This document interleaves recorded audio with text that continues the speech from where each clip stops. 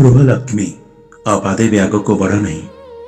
ତୁମ୍ଭେ ଆଜି ଶ୍ରୀମନ୍ଦିରର ମର୍ଯ୍ୟାଦା ଲଙ୍ଘନ କରିଛ।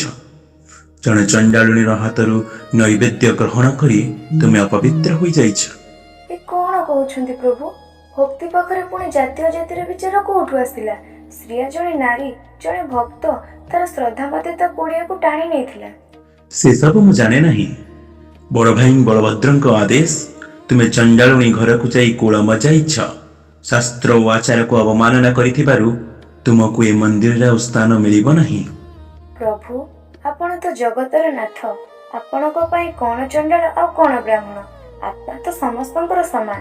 ଶ୍ରିୟା ସଫାସୁତରା ହୋଇ ନିଷ୍ଠାର ସମର ପୂଜା କଲା। ଭକ୍ତିର ସେହି ନିର୍ମଳ ରଙ୍ଗରେ କଣ ଜାତିର ଦାଗ ଲାଗିପାରେ? ଏହା ତ ଲୋକାଚାର। ସମାଜର ନିୟମକୁ ଆମକୁ ମାନିବାକୁ ହେବ। ତୁମେ ଚଣ୍ଡାଳୁଣୀ ପକ୍ଷ ନେଇ ଆମ୍ଭ ସହ ଯୁକ୍ତି କରୁଛ। ତୁମେ ଜାଣିନାହଁ ଏହାର ପରିଣାମ କଣ ହେବ?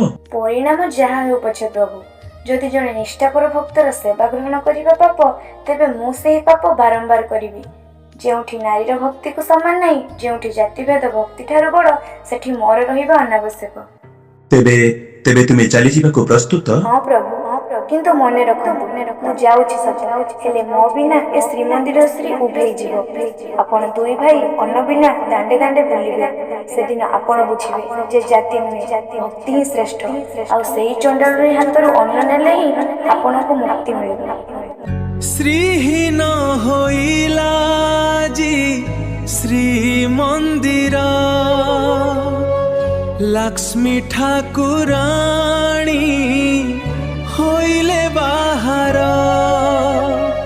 ଅଭିଶାପ ଆଜ ଲାଗିଲା ତୁମକୁ, ବେନି ଭାଇ ମାଗ ଭିକ୍ଷା ଏଥର। ଶ୍ରୀହୀନ ହୋଇଲା ଶ୍ରୀମନ୍ଦିର।